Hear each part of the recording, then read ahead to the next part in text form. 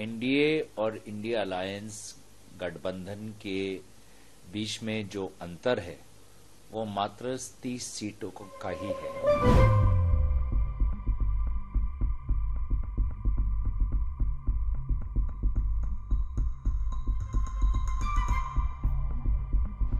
देखिए, एनडीए और India alliance गठबंधन के बीच में जो अंतर है वो मात्र 30 सीटों का ही है। और इस जनादेश को मैं इस प्रकार से देखता हूं कि जनता ने भाजपा को एक नैतिक हार दी है, विशेष रूप से प्रधानमंत्री मोदी जी को, जो स्वयं वाराणसी में कई राउंड में पीछे चल रहे थे।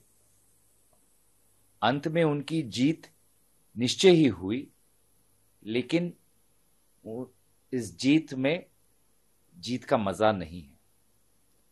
और उनके लोकसभा क्षेत्र के आसपास जितने भी लोकसभा और अन्य क्षेत्र हैं, उन सभी में भाजपा हारी है। प्रधानमंत्री मोदी जी जो निर्वाचन के शुरुआत में 400 पार का आंकड़ा दे रहे थे, आज उनको देश की जो ये आवाज है उसको समझने की कोशिश करनी चाहिए। और देश के जो अपेक्षा है कि अब भड़कावे की राजनीति नहीं, अहंकार की राजनीति नहीं, व्यक्तिगत छवि की राजनीति नहीं, वास्तविक रूप से देश में जो समस्याएं हैं, आर्थिक, सामाजिक, राजनीतिक, प्राकृतिक, इन समस्याओं पर यह सरकार काम करे।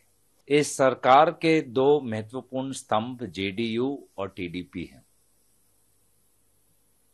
निर्वाचन के समय प्रधानमंत्री मोदी जी ने कांग्रेस की मैनिफेस्टो को लेकर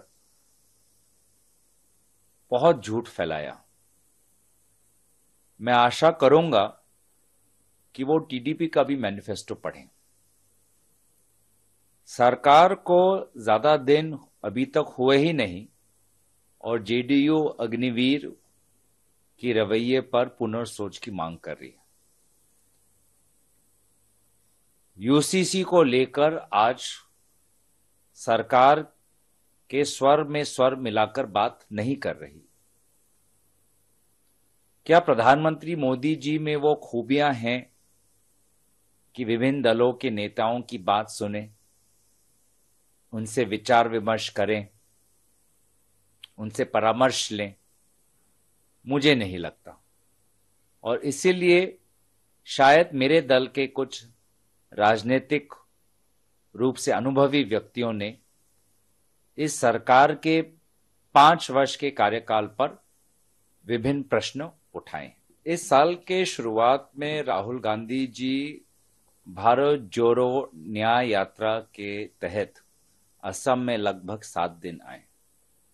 और सभी को पता है कि भारत जोड़ो न्याय यात्रा के द्वारा राहुल गांधी जी ने एक साफ संदेश दिया है कि नफरत की बाजार में मोहब्बत की दुकान खोलनी है।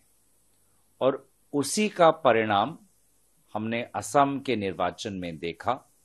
लोगों ने मौलाना अजमल साहब के नफरत की राजनीति को खत्म किया और लोगों ने मुख्यमंत्री हिमंत बिश्वा शर्मा की नफरत की राजनीति को खत्म किया। तो यही मुद्दा सबसे महत्वपूर्ण था पूरे देश भर में, असम में, कि हमें नफरत और अहंकार को मिटाना है। और नफरत और अहंकार के खिलाफ आज लोगों ने वोट डाला।